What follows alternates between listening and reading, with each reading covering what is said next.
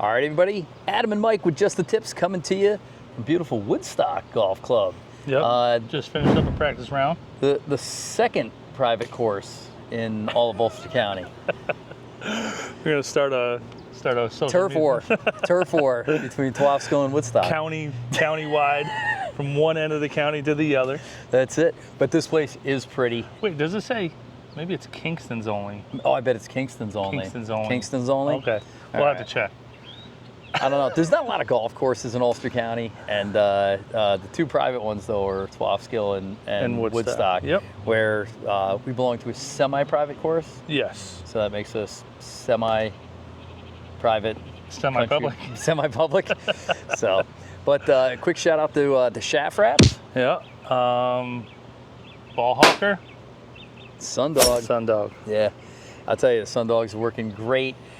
For covering the fear in your eyes as we finished up your first amateur tournament. I definitely left the sunglasses on for the first few shots. That's for sure. So I think I'm very excited about bringing this episode to everybody because we get to watch in real time what happens when somebody makes the quantum leap, makes the monumental decision from going from recreational golfer to amateur golfer.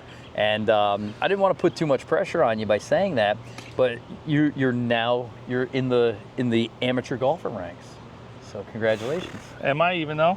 I think you are. Okay. Absolutely. Okay. Played a scratch tournament on a good course against a really, really strong field.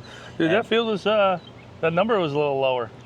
Yeah. You called it though. So I rewatched podcast number 26. Yeah, last episode. And you said, hey, I'm looking to shoot 83. Because that's the number you said from last year. I also said the field expanded to 66 from 50 for 35 spots, and I think it's going to drop the number down to 80 or 81. And it was 81. It was 81 on the number. But, like I said, you gave it a real good run.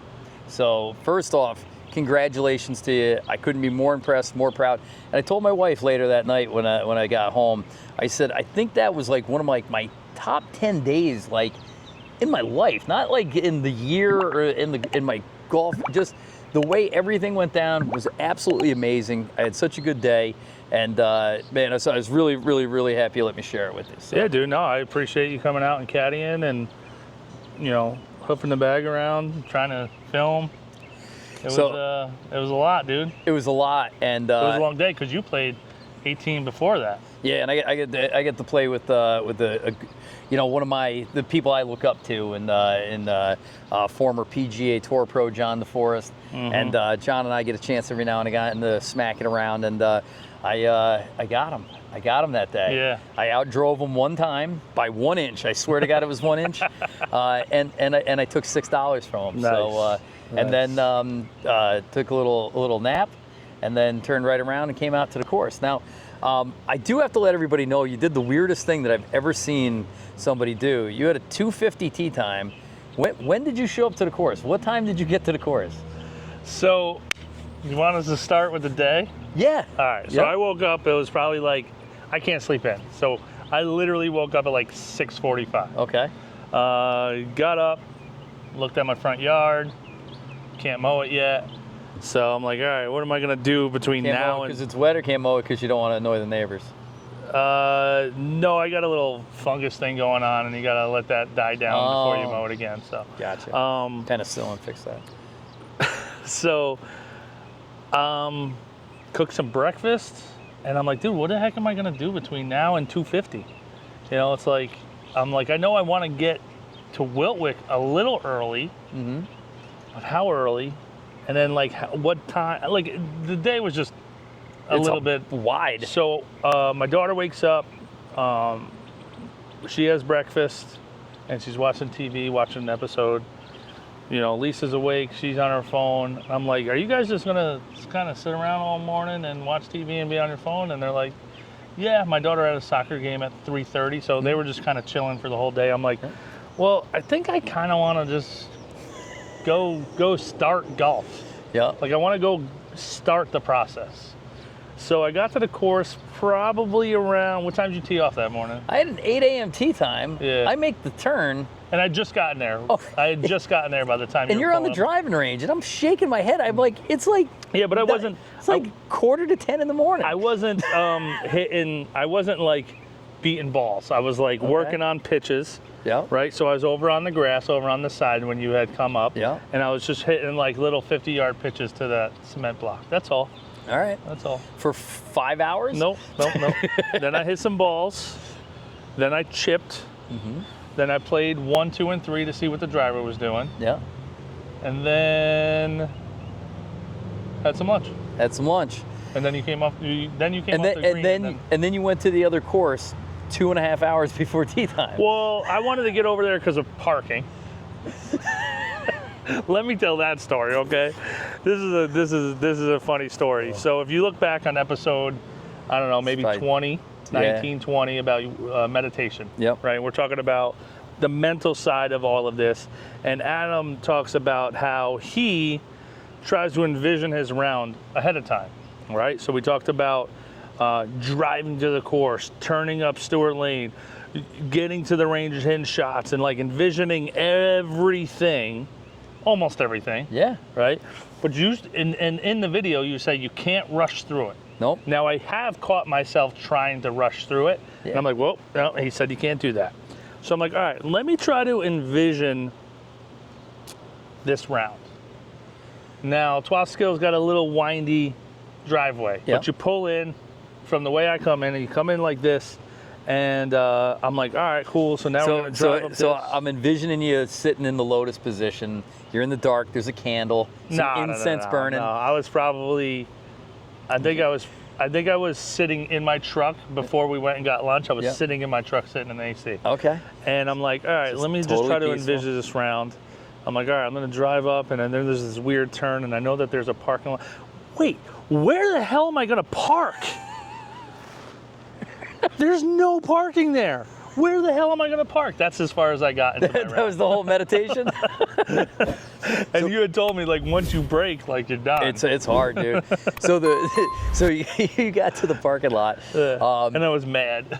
So you left Wilwick, you go up to Twofskill, literally without exaggeration, like 2 hours before the round. Now you've been practicing in the morning. Yeah, well, I You get up knew there. like parking was going to be an issue. Mm-hmm. I also had to check in, and I could go chill because I wanted to see some of the people that that are playing partners that were playing. Mm-hmm. So I pull into their bottom parking lot, and the captain, Brabham, is he's finishing up. He's actually let me use his cart because I just returned his cart for him. Yeah. I said, "How'd you do?" He's like 81. I said, "All right, dude, not bad." He just came off shoulders. Yeah, no kidding, man. And That's yep.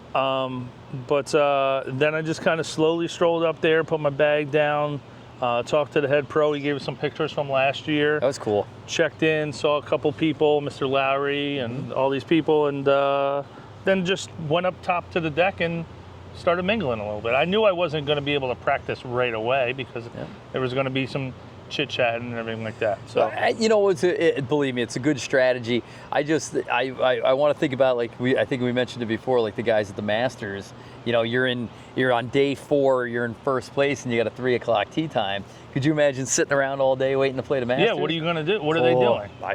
Watching some movies, chilling out. I don't know, dude. I think I would have to be. Yep. I'd have to be on location. So we're gonna do this. We're gonna have a nerve meter, right? So from I'm laying on the beach with no stress to my head is gonna explode. It's a scale of 1 to 10. 1's laying on the beach, 10 his head's gonna explode.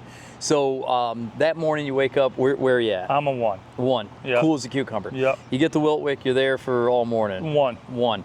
You're driving up the lane at Twofskill. How you doing? 2. Really? 2. All right, nice. All right, you get up there, you can see the guys on the coming up. 2. Okay. Still 2. Very cool. So Checked in. 2. Really? Checked out. 10. As soon as I got my papers, it was like, shit, this is real, man. And then you weren't there yet, or I didn't think you were. So I came back down those stairs, and I turned the corner, and you were there. I'm like, all right, dude. There's no backing out of this now. Nope.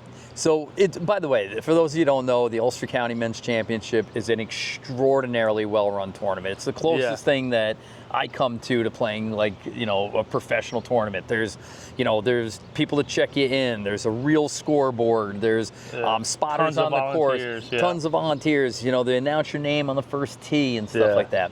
So, so I thought it would be a good idea.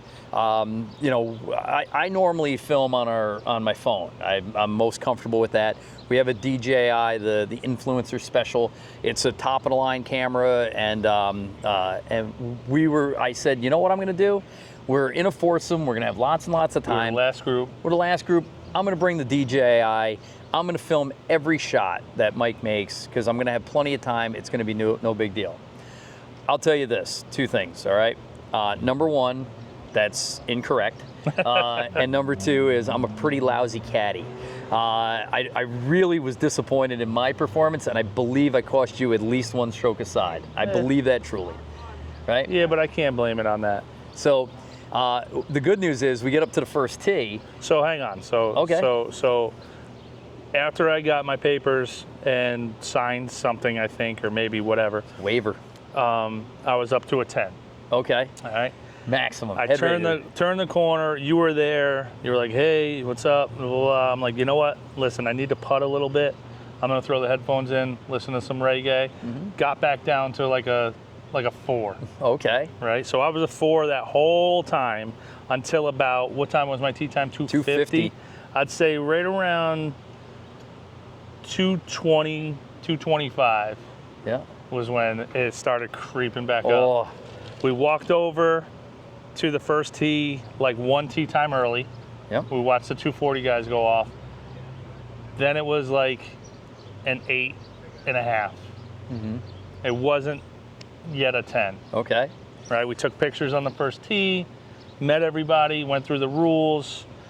And then it was our turn to tee off. Our group's turn. And when it was our group's turn was when it was a 10. Wow. Up until that, it was not a 10. And then it was my turn to tee off. Yeah. And it was a 4,000.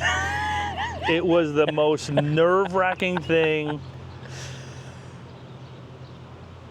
Is definitely in the top maybe 5, definitely in the top 5 nerve-wracking things I've ever done in my life. Okay. So I jumped out of a plane, dude. And I think that was probably more nerve-wracking than jumping out of a plane. So teeing off the first hole of your championship is more nerve-wracking than throwing yourself out of an airplane at 10,000 feet. Yeah. Wow. Yeah. So, I mean, this is why I'm so impressed and I'm so proud. Is welcome to the club. I mean, we've all experienced it. It's a rite of passage. We were just playing with a really good golfer who remain unnamed. We got to give him a nickname because we say that a lot on the podcast. Let's just call him. I don't know. We'll come up with something good. Yeah. So, but he's like, you just learn. The only way you get to overcome that is doing it. He goes, but it never goes away. Yeah. He goes, you just learn to deal with it. But again, there's no stress like this in the world. What were you thinking when you were standing over the ball? Do not miss this ball. Do not top this. Do not just get it out there. I don't care if it goes 200 yards. I don't care if it slices. Just get it out there, because you got the party deck. They're a hole and a half over. Yep. But they can see. They're yelling. Yeah. JTT. Yeah. Everybody was great there. By the way. Awesome. Yeah. Awesome reception for just. Thanks for the love for the JTT thank you guys. posse. You guys are the best. But yeah, it was definitely like, dude, I don't even know if I was like in my body at that time. So I've mentioned it a few times. The first time I played in the member guest and we made the championship flight, we were playing a 7-hole match for $25,000. And that's when I had my out-of-body experience. I said I got over the ball to hit my tee shot, and I woke up and I was in the parking lot. Yeah. Because what happened in between, I don't know. Now, who was your guest? My brother-in-law, PJ. Okay. Yep. Who, by the way, handles stress like that way better than I did. Yeah. Way better. I think the biggest thing that helped me get around there was just bullshitting with you in between shots and just kind of reeling it back in every single time. So it's funny because everybody says when you're the caddy, they always say, "Oh, keep your player's head on straight. Keep your player's head on straight." And I don't know what that means. I'm like, he's going to feel the way he feels. I guess I can influence it to a certain degree, but I think just having somebody out there, like there was a lot of people taking carts. The Twofskill is a pretty hilly course, and a lot of people just riding in a cart with their buddy. Yeah. Which I think is kind of weird, but yeah, it was very weird. Yeah, but like I said, nobody does a better job of between shots getting people's head right than our good friend Larry Fury, friend of the channel. So by the way, it was nice to see Mrs. Fury out there. Yeah. She watches the podcast, so he's good. She likes all our stuff. She does, man. But he always does a great job, and I try and emulate that a little bit, right? Because you got 3-minute walk. Yeah. Right? You can change somebody's attitude. You can keep them laughing. I think it's really, I think for you and I, because we have such a relationship now that we can talk about other things. Yeah. Right? Like, sit there and talk about like, oh, dude, I can't wait for this Myrtle Beach trip, or, like post some, whatever it was. Yeah. It wasn't just like, all right, this is what you got to do. It wasn't like stressing out about the next shot until we got to the ball. Yeah. You know what I mean? So that was kind of nice to just kind of like shut it off. Because if you're in that zone for 5 hours straight, your head's going to explode. So, and that's the thing though, is making that transition back and forth from, we're just hanging out, we're going for a walk, and omni-focused, high pressure. This shot is the most important thing in the world. So, do you want to go through the entire round, shot by shot? I don't know, where are we at? We're at like 10 minutes. No, hole by hole is fine. So I will tell. Go ahead. Go ahead. I was going to say, when you got out of the first hole with a double bogey, I felt better, because I go. I'm like, anything could happen. Oh yeah, dude. Tell them about what you said about the score, about infinity. Oh yeah. This is killing me because. So this is the thing that gets me about good golf, right? If you want to play good golf, stroke play, competitive stuff, you got to get that ball in the hole. Yeah. Your score does not stop until that ball is in the hole, right? And I will tell you, maybe actually Club Championship wasn't even that way. Yeah. Like, there's nobody there like, no, it's fine. Just pick it up. You're good for a double par, right? Yeah. You got to get that ball in the hole. So your number is infinite. I love the theory of taking the number. You got to put 42. You got to put down that infinity symbol. There's no X. You got to write like smaller numbers to fit a double-digit number in there. Like, I couldn't imagine. This blows my mind about good golf, because birdies and eagles are few and far between for middle to high handicapper, right?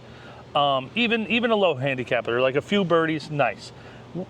Say you had 3 birdies. Yep. That's 3 less than par. Yep. You can literally make that up on one hole by taking a triple bogey. Yeah. Yep. Nelly Corda the other day I think she took a 12 on a hole. It'll happen. You know what I mean? Like, that number does not stop until that ball is in the hole. To infinity and beyond. I love it. So you get out of the first hole with a double, which, believe me, like I said, you could par and birdie this hole. You could take a 10 on it. So I thought it was just I will tell you, done. The drive was a little weak, but that was fine. Like, I hit a little sissy fadey drive, little downhill in the rough. I tried to hit a 4-iron, which I shouldn't have, or I should have just focused. I wasn't really focused on that 4-iron. Then I hit a nice second or third shot that ended up on the hill, hit it too long, on 2-putt, whatever. But I was just glad to get that hole over. Yeah. But I was standing on the next tee box. Yeah. And I stood over this ball and I said, why am I here? Why am I doing this to myself? I could be at home swimming in the pool with my kid. Instead of putting myself through this, if I just walk off right now, how bad would that be? And then I swung. I didn't hit it bad. I hit it a little toey. You had a good shot. I hit a little toey, but that was my That's brain your swing over. Just because, like, dude, that was super stressful, man. So this is, you're the fitness guy. You've done Spartan races and all these things and strongman competitions. To me, this is the mental equivalent of running a marathon. So It's like, why would you do it? It's so much stress. It's so much head pressure. Yeah. Right? That Dude, Bobby, I did an Ironman. I attempted an Ironman. Yeah. A full Ironman. Now, mind you, I've never swam 2.4 miles. I never swam 0.4 miles. Yeah. Okay. I've never biked 112. Yeah. I've probably never biked more than 35. Yeah. And I've never ran a marathon. And now these are all of them combined into one. Yeah. And I signed up for it, and I got training for the swim. I was going to the Y. Mm-hmm. Now it's 50 meters or whatever it is. The furthest I made in a row was a down, back, and then halfway back down when the deep end started, and I stopped before that. That's as far as I made in a row, and then I went and swam 2.4 miles. I did it, Yeah. and then I did half the run, or half the bike, and my legs locked up. Yeah. But same thing, dude. It's like, why? Why? Because I wanted to say I did it. Yeah. And you made you made it through the Ironman, to the point you could. Yeah. Right. And you made it to the end of this. So the big question was, and so here's the other thing. I'm trying to caddy, and I'm like not doing Dude, great. you did fine. I don't know. I mean, you didn't do as good as me. No, but that's what I'm comparing it to. You're so spot on. There's never a miss. I missed a lot of stuff, but I was also jerking around with the camera and trying not to get the other guys in the shot, because that's not what they're there for. Right. And trying to grab some content. So I'll try and post some pictures in here. But the big question came into and was the third hole is this par 5 that's got. The chute is too narrow for you to blast the ball out to the right and let it cut, or left and let it cut back. Yeah. So it was real. I was interested to see what you were going to do. There was a lot of talk of 4-iron. There was talk of hybrid. There was talk about just putting it off of there and getting it. And that's what I did. I putted it off there, but with my driver. Yep. Not on purpose. I topped my drive. And that was the first bad. I mean, the first shot that was like, hey, you should have hit a good shot there. Yeah. Yep. Yep. But pull. 1, 2, 3. Yeah. So you pull out of that hole with a bogey. Yep. At this point, you're 4 over. We know the cut's Through going to... Through 3. Through 3. Yeah. We know the cut's going to be somewhere 10, 11, 12, 13.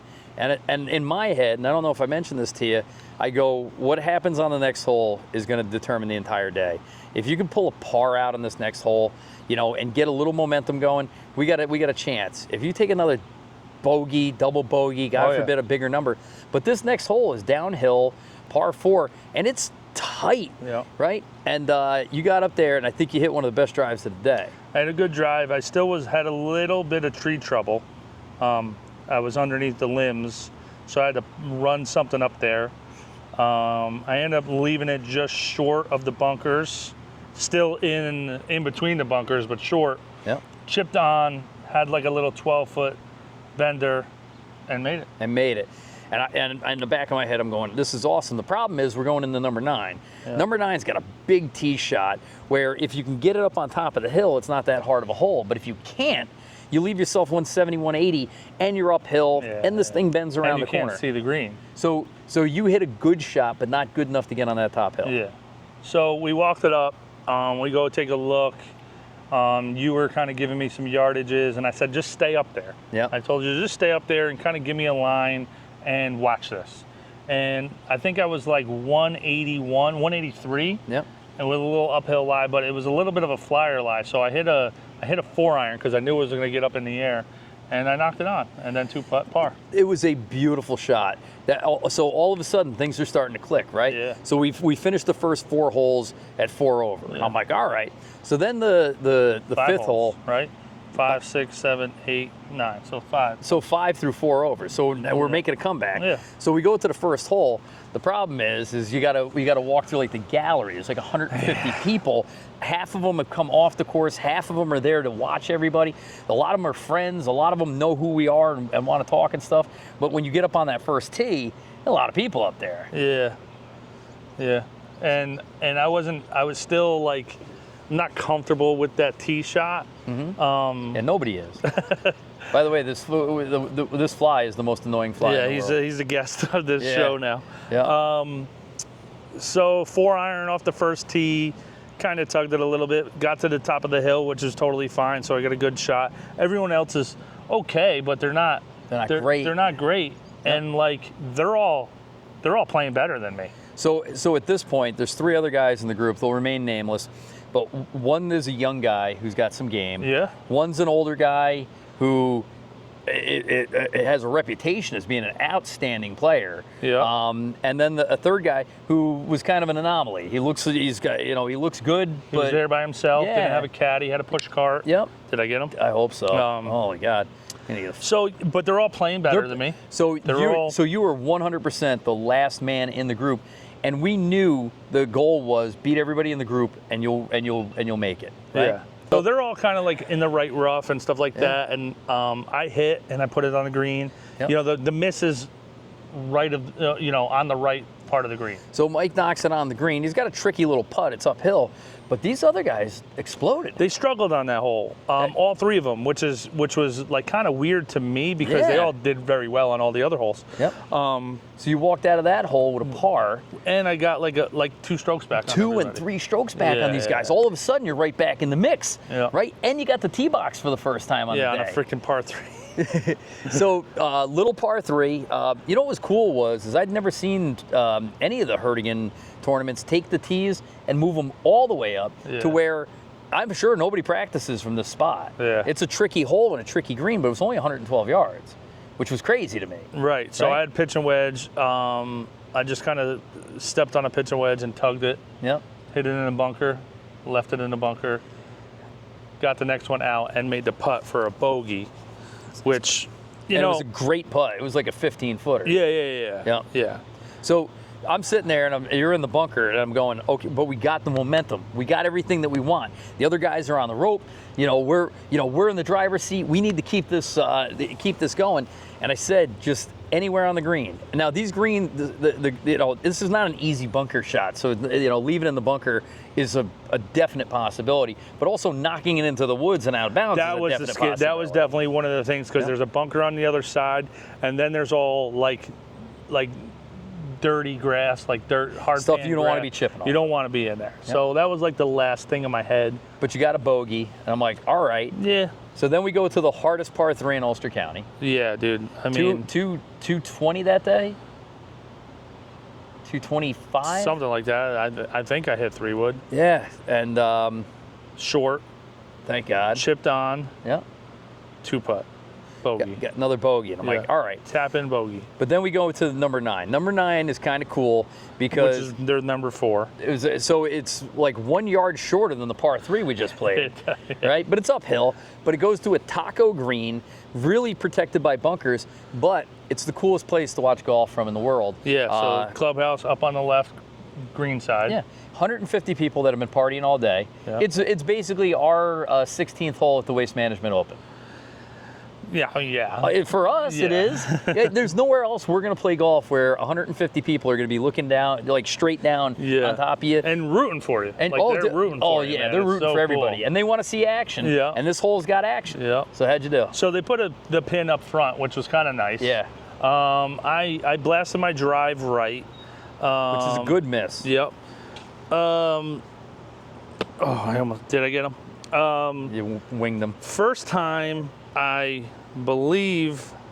think I hit it in the bunker. You hit it in the bunker. First one? Yep. Chunky bunker. Bunker, chunked it out, and then had like a 15-footer for par and made it. Made another, and I'm like... And I tried to raise the roof, but, they yelled a little bit, but They're not feeling Sandy's par. 15-footers. For par. They're not feeling that on the upper deck. But we got out of the front side at what, 41? Yeah, 41, so right. 6 over. So now I'm like... 4 over through the first 3, and then 2 over for the other 6, which I was happy about. So I go, listen, we're right in the driver's seat. We just need to do better. Do what you're doing, but do it better. Yeah, so, and we start off with the way I look at 9-hole courses, I love playing them. I really do. I don't want to play them all the time, but in a tournament, they can't move the pins, right? Yeah. So you're looking at the same pin. They're definitely going to move the tee box, but sometimes not even that dramatically. Yeah. And so all I want to do is beat my score from the first lap. So you want to know what's funny is like whenever I played 9-hole courses, it was always like the whites and then the blues or whatever it was. But the whites were always short and then the blues are always long. Yep. That's not the case here. Now, championship courses that use 9-hole courses, a lot of times will mix them up. Yeah. Not one for one, but you might be playing the whites that are a little farther up, and then have 2 holes in a row where the whites are the ones that are real far back. Yeah. You know, so it's almost balanced yardage-wise by the time it's all done. Yeah. So the nice thing about this, we weren't getting one, like 100% harder, but it was going to be different. Yeah. But we knew, like, starting out Still again. know the hole. Starting out on number 10 was like, just do better. Yeah. You had a double bogey. Let's get a par And or a birdie. crushed here. a drive. Dude, you Crushed a drive. smoked this Yeah. thing. I was like ready. I was like, by this time, I was like no longer nervous over shots. I was a little bit more nervous over putts on the back 9 than I was over shots. Crushed a drive, hit a good hybrid up there, hit a crappy pitching wedge that caught the branch. This is one where I was like 12 yards short on the spongy stuff like this. Yeah. And Adam wanted me to chip it, and I was just like, dude, it's kind of spongy, and it was, if you don't pick this thing right, you're gonna dig, and that was my biggest fear. We didn't have this conversation. No, I still don't like, know what you mean by spongy fairway. Like, let's take a look. So, I don't know. Nah, hard as a rock. that's not spongy. That's hard. That's hard. But like it was very spongy to where like, what do you mean dude, spongy? If I was, you're making up terms. You were delusional. Guys, tell me, it was spongy. It was fairway technically, but it was fringe, really. Yeah, it was a transitional area, but it was really well groomed. It was beautifully groomed, but if I dug that, if I was a half of inch short and tried to catch it heavy, or if I caught that heavy, it was just gonna dig, and that thing was gonna go an inch. I'm like, this is the most beautiful chip shot you can have. It's right up the hill. Everything's dead flat. If you got it online, you can make a good run at it, leave it 2 or 3 feet short, kick it in. So I will tell you my thought process. My thought process was, I have to pick this perfect. Yeah. Otherwise, I'm gonna chunk it. Yeah. So in my head, I'm gonna say, don't chunk it. So then what am I gonna do? Chunk it. No, I'm gonna skull it. And I didn't want to be long. No, you didn't want to be long there. So I putted. Adam was not happy about it, but I putted to, 10 feet? So you said get it inside that other guy's. Get it inside the other guys. Yeah, a little closer. But so let me ask you a question, because you mentioned this to me before, and this is one of those things where I say I didn't do a very good job caddying, is that you tell me that when you're a professional caddy, your job is to inspire confidence in your player, not having an argument with them. That I was trying not to, but I'm like, dude, no, I didn't, dude. I don't think your read on that putt. So then I was just about to say, then I talked you out of a putt and misread it. Right. You overread it. Yeah. I wouldn't say that it was wrong what you did. You just misread the putt. I wouldn't say that you were wrong though, like what you were doing. You were like, nah, I think it's this. So here's a mistake I made, and we're gonna do maybe when we go down to Kiowa, we'll talk to some professional caddies, and we'll turn that into a thing like how to caddy for your buddy. Yeah. Like a tutorial. Well, they definitely should have classes because I mean, people driving around with carts while you're in the middle of your backswing and cell phones going off, and then taking the call, the caddy taking the call. Like, what are we doing here, people? So, like I said, I didn't agree with what you were doing and didn't know how to elegantly like try and talk you out of it or how far to push you, because again, I don't want to put those negative thoughts in your head. Yeah. And then back you out of it. And then this, I think, is for everybody. So I will tell you what you should have done. Yeah. Was backed off. Tell me to back off and let's reread it together. Okay. That's all. Because I read this putt the way that I read putts for me that break from left to right and go uphill. I tend to push them. So I usually give myself a little half a ball extra, assuming the push. Maybe I should have corrected. I don't. I just play a little extra. Just overread. So I just overread the putts. That's all I do, and I make a lot of them. Yeah. I read that putt like I was going to putt it. You have a much better putting stroke than I do. One that, at least for left to rights uphill, that gets much more online. Yeah. And put a beautiful stroke exactly where we said and missed it. The problem is you read it right the first time I talked you out of it. And I feel terrible about it. No. I mean, yes. Did you read it wrong? Yeah, but I don't think that there was issue on how it was handled or anything like that. Okay. If anything, if we go back to like instilling the confidence, it's like, hey, let's come back down to where I was, Yep. and let's look at it again. Okay. Together. That's all. It That's was- all I probably would have added, but It was I'm that not- transition of those two holes that I'm very worried led into the next hole. I'm worried that our interaction between the chip and the putt turned into what happened on the 11th hole. No. So you want to walk us through So 11? 11 par 3 down the hill. I ended up Height. hitting the same club I hit the first time. That was another thing. You were like, you hit that and you were short last time. I hit it like crap the first time. Not crap, but not great. So Yeah. I'm like, let me hit it again. Because the next club would have, I don't think the next club would have got over the tree. Oh, okay. I don't think a 5-iron would have got up 'Cause over the tree. It's just the green happens to be a Rodan, right? Actually, you know what it is? What? It's Rodan. Rodan? It's a Rodan. It's R-E-D-A-N. Rodan. Rodan. Okay. It's not Rodan? No, I looked it up. Okay. I don't know. Like I said, I'm flying by the seat of my pants with pronunciations. So But I really did want you over the pin and You're not bottom wrong. of the green. Yeah. Where top of the green brought a lot in. There's a trap up there. There's But rough. you draw the ball. Yep. There's a big group of trees left Yeah. that I have to like, hopefully get it up and over quick. Yep. And I don't think a 5-iron would have got over that. So Or it definitely would have been in my head. Yeah. So then I just hit a shitty 6-iron, left it short of the wall, which is terrible. Then I had a chip down, I sculled it, and it went long.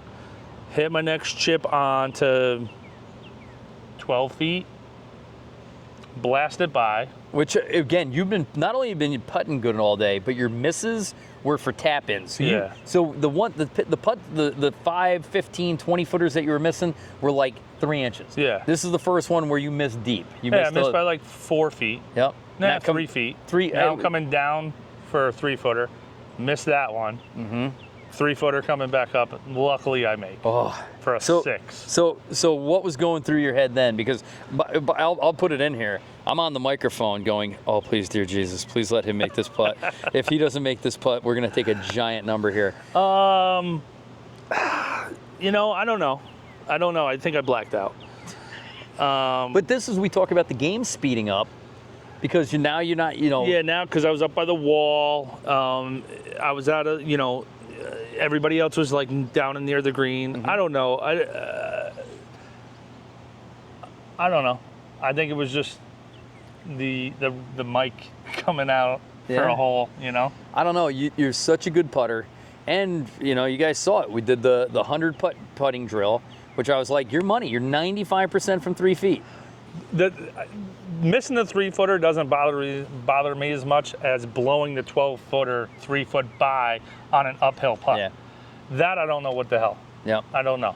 And So- that one bothers me more than missing the 3-footer. So we talked about this, though, before we were teeing off. God knows we had a lot of time. We're hanging out the course for 14 hours ahead of time.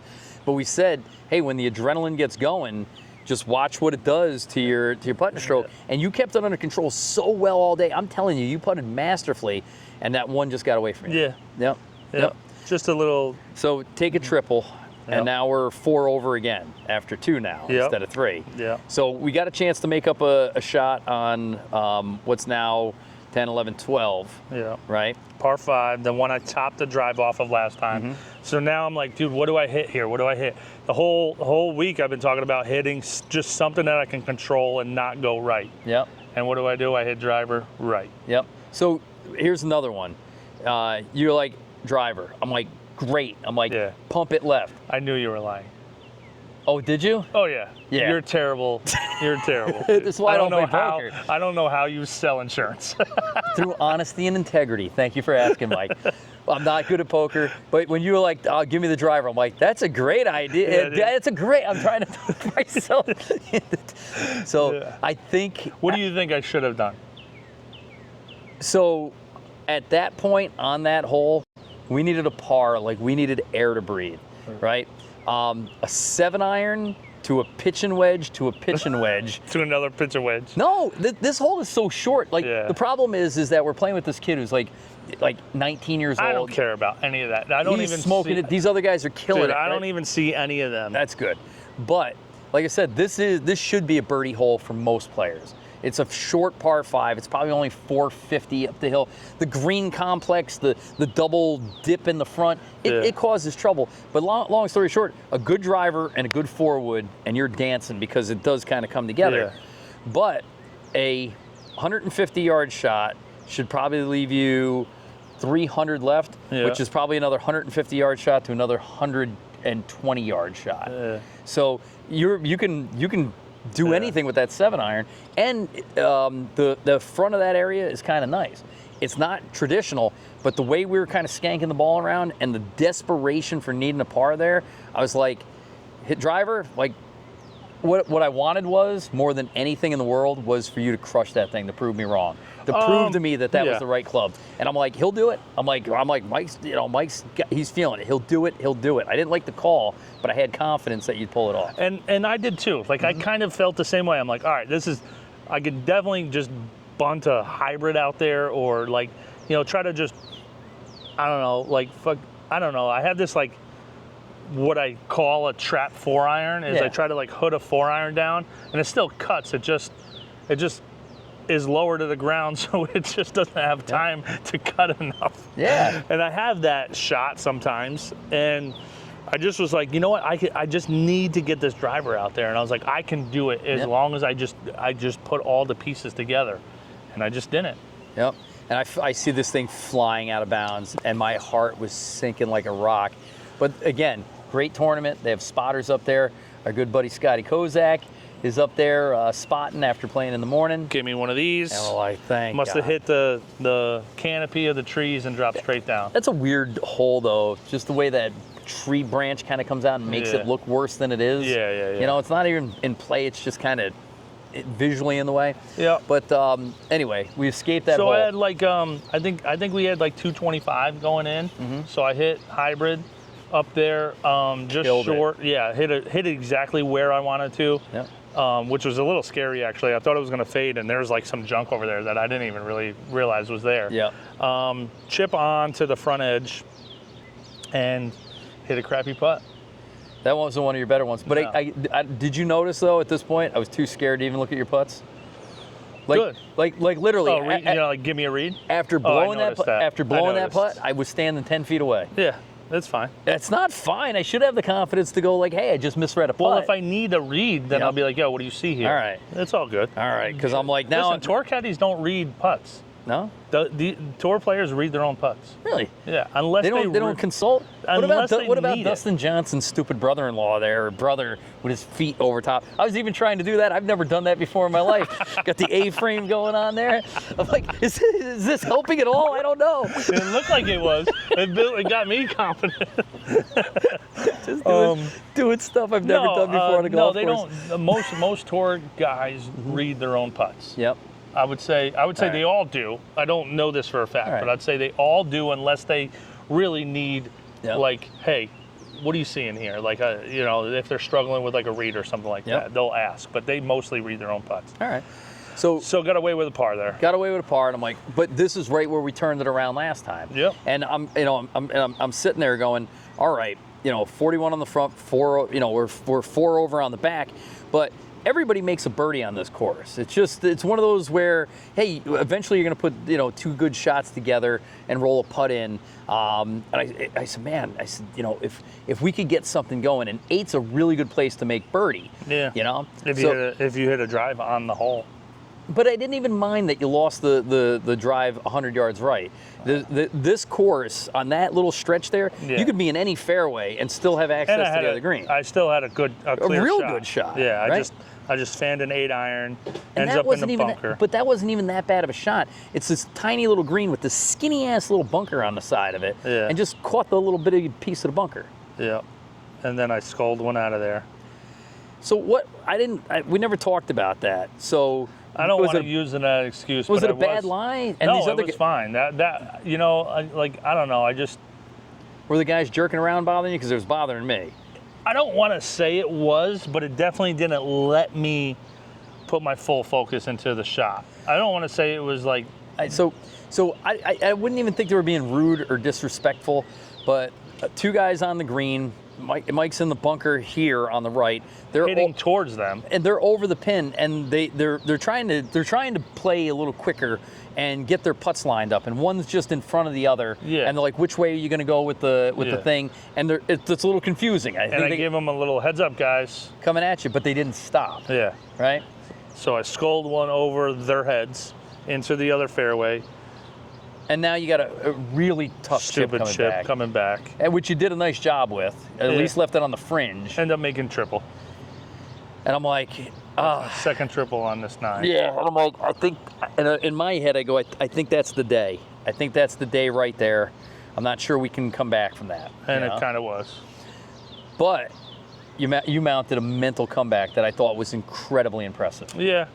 So number 9 what is that? Number 15? 14? It's funny because if we didn't mention, they start you on number 5 in the middle of the course just because it sets up better for the finishing hole. It's a longer hole to spread everyone out. Yeah, so we're used to counting it. But if that's 10, 11, 12, 13, it's 14 coming back up the hill. 14 coming back, hit an okay drive. Yeah. Almost in your divot from the first hole. Yeah. Yep. And then hit a 4-iron again, but left it out to the left, chipped on. Hit a pretty good pitch. It wasn't a chip, it was a pitch. Hit it pretty good. It just I thought it was going to roll out a little bit more, and it didn't. Had maybe a 20-footer and lagged it up there and tap in bogey. So bogey, and I'm like, all right, but what's that? 1, 2, 3, 4, 5, 6, 7, 8. 8 over at this point, right? Yeah. And I'm like, listen, we're kind of on the bubble. On the back. I'm like, so now you get to go through the clubhouse and you can take a look at the scoreboard. Everybody's there. They're chatting up. Half of the groups in the second flight are now off. Yeah. The numbers are coming in, and that's when, I don't know if it distracted you. No, I didn't see any numbers. No, our good friend, I'll call him right out. Miles. So Miles comes off the deck all excited, and he's like, I think I'm going to get in. I think the number's 81. Yeah. And he said it loud. I didn't hear that. I saw him coming over, and he was like, "What's up, fellas?" And then I was like, "You're drunk," and I walked away. But I was worried that, because at that time, everybody had kind of gone through the motions, and everybody was kind of in the same boat. The whole group was going to land somewhere between 79 and 85. Yeah. Right? Depending on what happens these last couple of holes. So I was worried that you heard it. But Oliver Watson was caddying for a buddy of his. Oliver's he's been on the channel, a very talented player, and he did a nice job caddying. He really did. He did. And he came over and he goes, "Hey, I looked Except he was laying down on that one hole. That's how you read the putt. I think he was reading a putt like this, laying down on a hill. But I think he made it, though. The kid made it. But he comes over and he says, "Hey, I looked at the board." He goes, "We're at 85 right now." He goes, "The number's going to come down." But he goes, "Where's your guy at right now?" And we were at 14. We'd have been at 84. Yeah. He goes, "Number's going to come down." He goes, "You can fight." And at that point, I start thinking, if we can play these last 4 holes 1 under, which there's 2 holes, maybe 3 holes that are birdieable. So here's the best thing that you did. And I know you're being hard on yourself about caddying. The best thing you did is you didn't tell me any of that. No. And that's the best thing that you should have done. No pressure. Yep. So we're going off of 1, which is 15 or something like that. Yep. We got your wife, your daughter there cheering on. Yep. We got a couple people cheering on Just the Tips. And I hit a weak 4-iron again. I kind of pulled it, but I was on top of the hill again, which is where I wanted to get to. That was my whole thing was get to the edge so you can actually see what's going on. You didn't have to do the Jimmy Wawa walkthrough.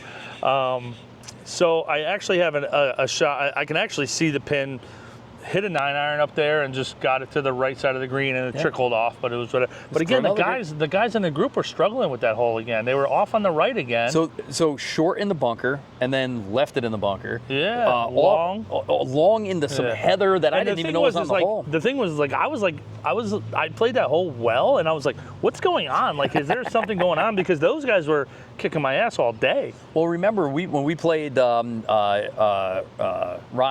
and Jimmy, those guys birdied the hole, and then I birdied the hole. So easy. Yeah, but they also gave us some pretty good advice, just do this. Yeah. Don't overcomplicate it and this and that. Yep, take 15 yards off of this shot with the downhill. But I mean, I kind of felt bad for those guys because they really both times around lunch. That hole kind of ruined a pretty good round for all 3 of those guys. Yep. I mean, 2 of them still ended up doing well, but so now we go back to I chipped on. chipped on. Made like a nice 8-footer for par. And it was beautiful. So par. And walked away with the honors. Yep. Right? And Again. I'm like, all right, now we got 3 to go, right? We need a birdie here someplace, right?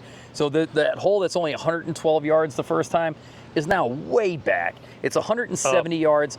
It's elevated. The green is elevated, but you're still looking down on it. It's bunker city around there. It's out of bounds left. It's or out of bounds right. It's depth Woods long. left, yeah. And now you're stretched out. Got a wider dispersion. Yeah. Right? So I hit a 7-iron. I kind of started the 7-iron left, and it faded back perfectly and stuck it to like 10 feet. Oh, dude, and it was such a great shot. And I'm like, he's got this. I'm like, this is where he's going to get the birdie. And I'm getting amped up. And I'm like, I'm ready to, I'm like, what can I do now? I'm not going to read a putt, right? But I will tell you that this is one of those spots where you messed up. Me? Yeah, just because you didn't read the putt. I already read the putt. The putt was a little bit downhill, left to right, cup. Yep. And I right had in your wheelhouse, and you've been making these all which day. I was You totally just made fine. one before. I knew I wanted to make a birdie. I knew I needed, I didn't know all the information you had, but I knew I was like, dude, I got to get one back here.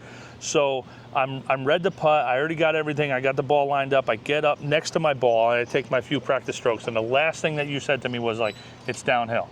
Mm-hmm. And then I fucking babied it and left it a foot short to the right. It was very weak. Yeah, it was totally weak putt.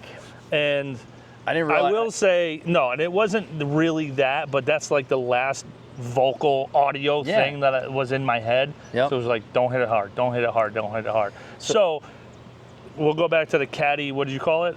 Caddy tutorial? Yeah, Caddy Academy, by Just the Tips. Don't let it be the last thing. Like, say it earlier in the pre-shot routine, so that way, or say more things after. So the way I'm thinking about it is like the way I coached my son Eric and when he was in baseball.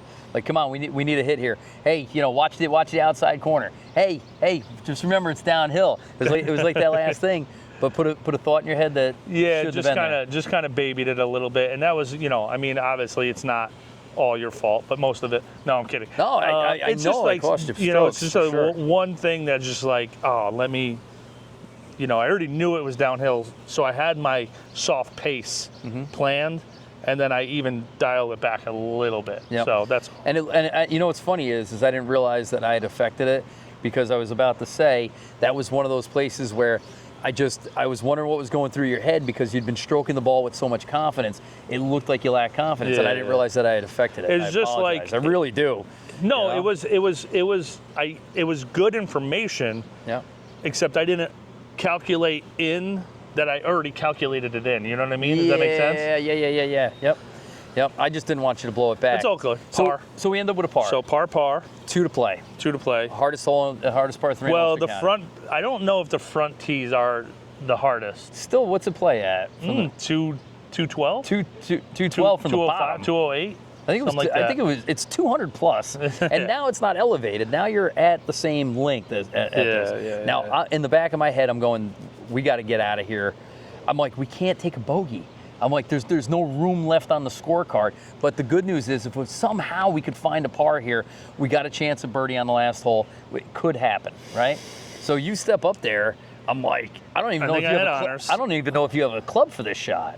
So it's 3-wood probably, but I hit hybrid. Yeah. And I stepped on it a little bit, but started it left, and it ended up just drifting way off to the right. So this green complex is smallish green, 2-tiered. The back to the front is a big slope that comes down, but a very small collection area in the front. The problem is you're short right, and between you and where the pin is a massive bunker. And also where I am is where the carts go. And it's been tournament day, and the rough is just smushed down, and you're on hard pan, right? And I'm like, I got up on top of it, and I don't know if you can even see the top of the pin from there. Well, we went up. Yep. We both went up, and we looked at where we needed to land it, where a normal person or a good golfer would try to land it. And you went back down. When you were down there, can you see the pin? You can see the pin. I couldn't see the green at all. So I stayed up there, and I'm standing there, and I'm like, somewhere around here. And but right around there is a trap. If I miss left, it's the rough. Yeah. It's the fringe. But if you hit it on the green, you'd blast it by where we're probably not making that putt coming back. It was definitely a bogey at best. You had to land it over the trap, but in the rough or the fringe at the least. Yeah. So I get down there, and all of a sudden, I'll be honest, and I don't think we've had this conversation. Like all of a sudden, it just was like, whatever. And I was like, so should I go high with this? And you're like, yeah. I'm like, okay. I thought you were joking. I'm like, what do you mean go high with this? Like it's a chip shot. Should I a little bump and run, or should I? No, I was trying to throw it high, and you were like, yeah. And I was like, okay. Flip it on there, land it exactly where you wanted it to. World class. This close. Bang. So I didn't know it was that close. Yeah. You guys were just happy and yelling and good shot. I didn't know sometimes that it rolls right past the cup. Well, a good shot from there would have been inside 6 feet. Yeah. You know what I mean? So you guys roll like good shot, and then so I grab my putter, I take the putter cover off. You're all excited, so you didn't take the putter cover from me. So I threw it up over my head, and I was like, catch. And you were like, look at you. And I was like, all right, let me just go mark my ball. And Oliver's taking the pin out for me to tap it in for a par. Yep. So par. Par. We still got the honors going into the last hole. Now, guys, this course has the coolest finishing hole, right? Again, we played it earlier, we talked about it, but now there's no other golfers on the course. The course is abandoned. There's 4 people. And everybody's watching us. Everybody wants to know, and what happens. Meanwhile, hang on. Yeah. There was a big roar. 2 groups ahead of us. So I've never experienced this on a course before, not as a player or a caddy. We're probably back on the tee box. We're on the tee box of 3. We can hear. We're probably a good, say 500 yards. Say 500-600 yards away, and we hear a roar go up, like a PGA Tour roar, dude. right? And it started. It swelled just like on TV. It was pretty cool. Yeah. And it settled down, and then there was a lot of clapping. And we're like, what the hell happened up there? Well, we come to find out, Mr. Lowry, Mr. Lowry, knocks it in for eagle. In his first amateur tournament. Yeah. And I don't want to exaggerate, but I do believe Mr. Lowry is over 60. He's over 60. It's his first amateur tournament. Yeah. And in his life, he's only had one other eagle. Oh, is that what he said? This is his second eagle in his life, in front of on the 18th hole of a championship to bring him within 1 shot of qualifying. Right? The only problem was no Guinness at 12 skill.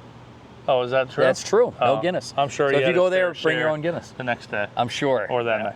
So we get up on the tee on 18, and I have honors, and Adam just like really builds this confidence on me. He's like, dude, just rip driver. He's like, just rip it. He's like, there's no reason not to hit driver here, which you're not wrong. No. Because I don't hook the ball, and the clubhouse is over there. But I mean, even the one guy in our group hooked it on like twice, both times. Yeah. And I think he made par both times. He's up there by the barbecue grill. Yeah. Grab a burger while you're up there, dude. The barbecue's on point, though. So I rip driver and just blast it right. Go over there with a little trouble finding it, but it's in some clovers, dude. It's kind of. It looks like my backyard. It's in the in between of the holes. I mean, it's not overgrown, but it's just not. It's not golf course grass. Right. It's kind of like that, kind of like backyard grass. Yeah. Like your backyard anyway. Mine's all Clover City, right? So now, mind you, I'm 80 yards away. Mm-hmm. I have this shot, but there's a bunker right short of the green, right in line with the pin. But also, this is a unique green. It's shaped like a taco, right?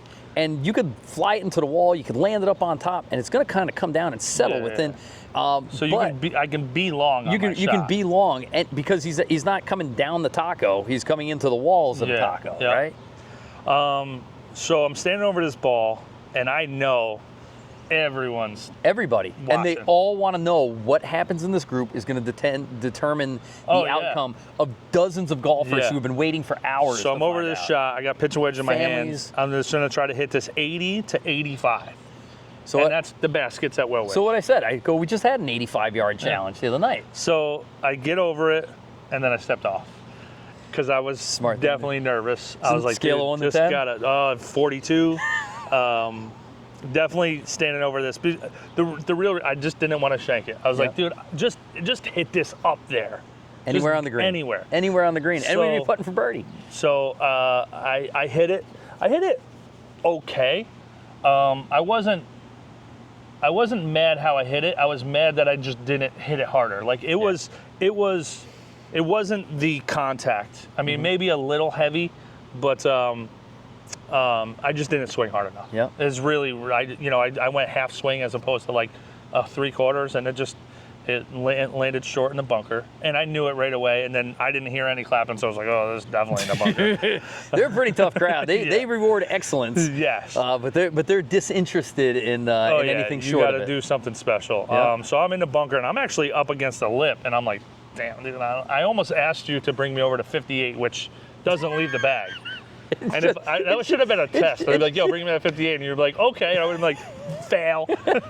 The 58 in your bag is just decoration. It's just window dressing. Yep. So I open up the 54. I have a lip here, and I'm like, I don't know if this is gonna get up. I have to like blast this with an open face up and over. Yep. But I just have to get it out because it's gonna trickle. Yep. And I did. Or if it's long, it could come back down. Yep. So I did. I opened it up and I, knocked it to like 4 feet.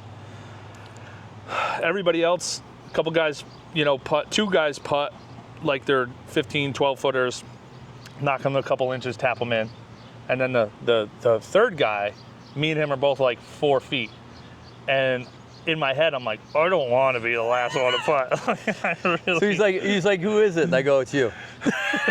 To him or to me? To him. Oh, yep, he asked me. Because I wanted you to have the last putt. He's like, you or me. And I'm standing behind him. I was like, it's you. I was like, it's up to you, man. So he went. Yep. And then I'm standing over his 4-footer. So last putt of the tournament for par. 66 golfers entered. Yeah. 35 exit. 1 remains. Exactly. This is Mad Max Beyond Twofskill Dome. So I'm standing over this for an 84 to be 14 over and to par the last 4 holes, and I made it. And you made it. And the JTT faithful were very vocal. We'll put that on here. They were yelling for you. We had a lot. Yeah, everybody. They were cheering. I mean, it was for par, so it wasn't like super big. But it was like, nice job. I thought it was solid. Yeah. No, everybody, the people that are followers and subscribers and everything, they were awesome. Best. Oh my God. And everybody at Twofskill was awesome, dude. Yeah. I mean, we've seen Jeff in your group. Dude, we met a couple people that watched the Twofskill match and they loved it, Yep. And used it as preparation. Yep. So it was good. It was awesome. Yep. So 84. Yep. Didn't make it. So we got to the cut and we found out that 81. Miles was right. 81. Miles was right. 81. Yeah. Don't say that on camera. No, I was right. I called 81 a week ago. So, and I didn't lose sleep over it. I mean, 2 triples on the back, which sucked. Not making a birdie sucked. But not dying of a heart attack is a win for me. I know. Because there was a couple times that I was just like, what the hell, man? Like, dude, I played football, I played baseball, I played basketball. Like I said, I jumped out of a plane. Yep. Dude, I caddied in the senior PGA championship, and that was less stressful. When you're praying for a heart attack so this pain can stop. Yeah. Yeah. So 2 questions. Number 1 is, biggest overall takeaway, biggest thing that you're like. Golf is hard. Golf's hard. Golf is hard, and quick story is I don't like hockey. I'm not good at it. Not a good skater. I tried hitting a puck on skates one time, and to generate power and not fall on your ass made me respect hockey players 1,000 times more. Now, sure. I know they're athletes, but this made me realize, like, these guys make it look so easy on ice. Yep. Now, looking at this as professional golfers, I'm like, dude, it's insane. Yeah. Yep. It's completely insane that these guys are shooting 7 under, 8 under on rounds, and like doing it 4 days in a row. Yep. In front of crowds, dude. You know how many people I would have killed that day if there was crowds on the course? There'd have been deaths out there. So more respect for the Scotty Scheffler and his ability to stay boring in the midst of winning these championships. I get it. I mean, again, he is freaking vanilla. Yeah. I get it. Like, there's something that you have to do, and you got to like hone in and be in your own zone. Otherwise, you're gonna Otherwise, you're going to lose it, man. Yeah. Because I can tell you, man, there's time. I mean, we've heard stories about players on other holes during this tournament that lost it, dude. And I totally get it. Like you can literally be like I always equate it to is like when you first have a baby, and you're like sleep deprived, the baby won't stop crying and stuff. And you're like, I'm not going to. I never would, but I can understand how somehow people shake babies. You know, you're like, I understand how that could happen. I also understand how somebody could walk off a course. I understand how somebody could lose their mind, dude, how they could break a club. I can definitely wrap a club around a tree like very easily. Like that would be like on a scale of 1 to 10, that would be like a 2. Yeah. Like I can, if you're playing in a serious tournament and you don't play well, like I could picture somebody throwing their entire bag of clubs in a pond. Like I wouldn't be like, I can't believe he did that, because I can believe that he did that. Yep. Also, JTT does not justify baby shaking. Just to clarify, maybe it's a terrible analogy. It was definitely bad. It's maybe bad. So here's the thing is, Tiger Woods, youngest person to win the Masters, and he wins it by the most strokes ever, sets a new course record. He comes off of 18 and he says, yeah, but I missed a putt out there on the back 9, right? Yeah. So every golfer that's ever laced them up in a competition lays in bed that night after 32 Miller Lights and says, what could I have done different or what could I have done better? All right. So for me, I don't want to be greedy. I don't want to be greedy and say, don't triple that par 3 or don't triple that par 4. I would say if I took one off of both of those triples and that double to start. Yep. And that's the cut right there. So do you think your preparation going into the tournament was correct, or is there something different about that? The stuff all day Saturday morning? Well, that's second, but the stuff leading up to that, your practice regimen, your 100 putts. I should have just practiced more. I should have been working on, I mean, not that I didn't, because I did, but I should have just did more. So there's never been what I was doing, but do it better. So there's never been a golfer that said, I shouldn't have practiced more. I shouldn't have played that 18 holes. I should have practiced. I should have got there earlier. I shouldn't have stayed up late. Ben Hogan said it best. He said the only problem with golf is there's not enough daylight, and that's where you get to as you progress. Yeah. Your morning of ritual. What do you think? Is that going to be your new? If I have a 2 o'clock tee time, I'm at the course. Yeah, totally. Because I needed to be in the zone. Yeah. I needed to be. I was alone, so that was kind of nice. Yeah. Like nobody was really bothering me. So They're all like I had headphones in. I was listening to reggae all day. Yeah. That was totally fine. Now, if I had a morning one, I don't know what I would do, dude. Yeah. Do you think I would be at? I think I'd be at Wilwick at 5:15.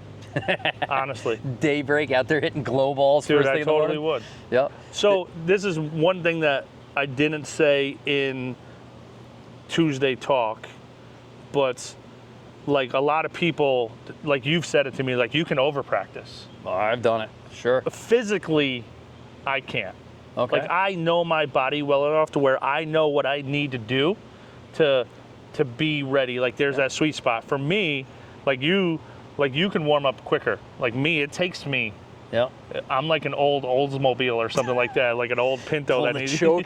Yeah, like that's me. And I need to get there, and then also I need to stay in there for like a while to turn it into a thing. If I only like warm up and I'm like, oh, that felt good, and then I stop, I didn't warm up enough. You know, it's funny you say that because when I played in the member guest like 3 years ago, it was my first big time golf tournament. My playing partner PJ was like, why do you warm up so long? Like, and he was staying at my house because it's like a 3-day thing. And he's like, you get up, you got to do a half-hour yoga. You got to be in the hot tub for a half hour. You got to have your breakfast. You got to do your meditation. You get to the club. You hit every one of your clubs. You have to have your time on the putting green. You know, PJ's like, I have a bagel and I hit a couple of 8-irons and let's go do this. Well, that's some people. But now you're saying, oh, you warm up much quicker than I do. It's kind of interesting. I would say on the range you do. Yeah. But you also start hitting good shots quicker than I do. Like me, it takes me 12 swings to even hit one on the face. Yep. You know, where you like, I hear I'm over there on the, second ball is crisp. Like me, I'm like, I'm still taking half swings over here, but like for me, it takes me longer to warm up, and then I don't know if this is like the right number, but however long it takes me to warm up is how long I now need to hit for to like groove it. Gotcha. You know what I mean? Yep.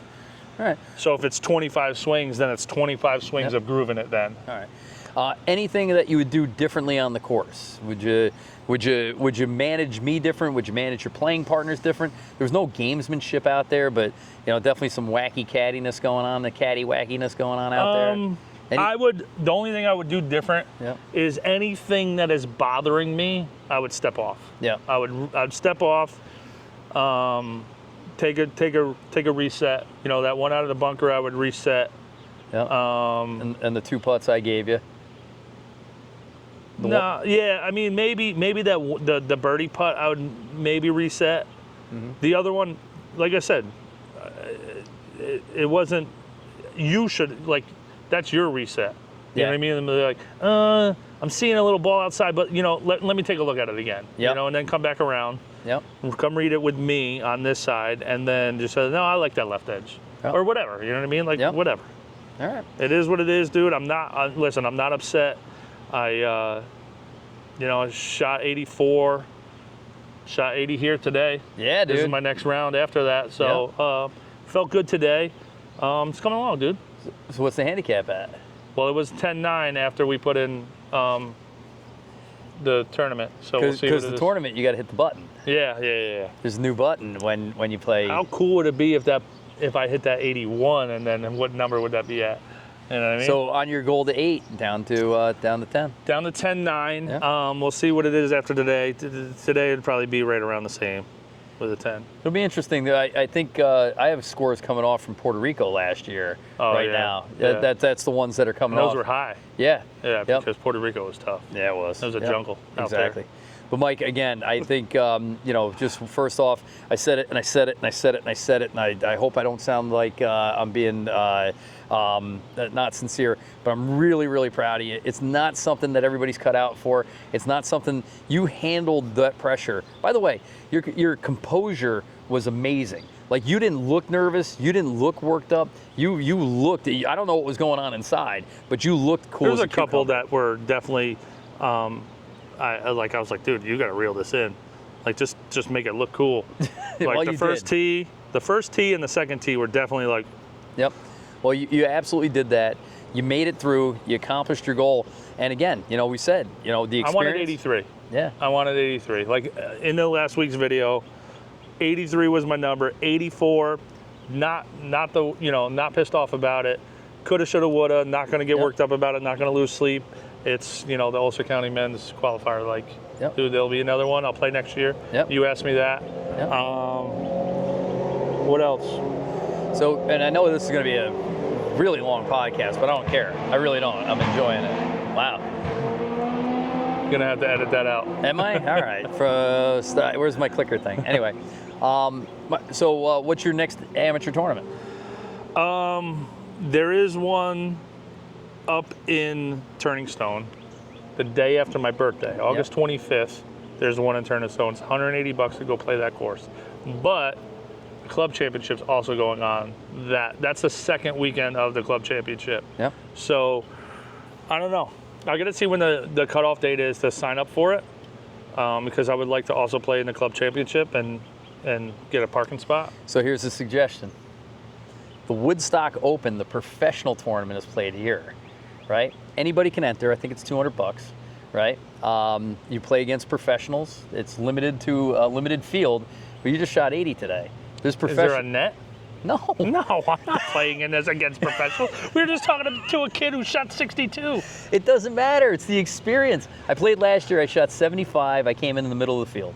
You just shot 80. You got probably a month and a half to get ready for it. Yeah.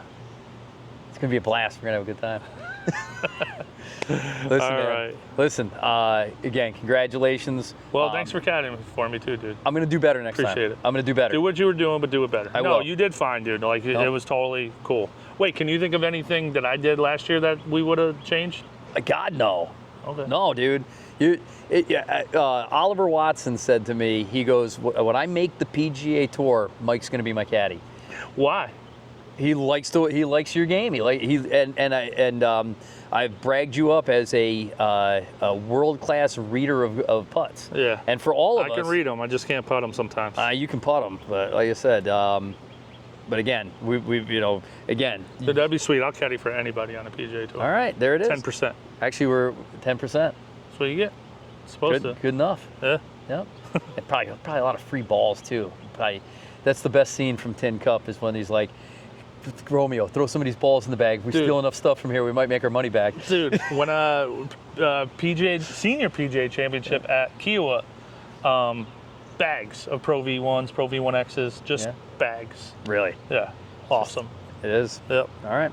Well, listen, man, we did it. Congratulations again. Like I said, we'll be coming back to you guys with another shorter podcast next week, I'm sure.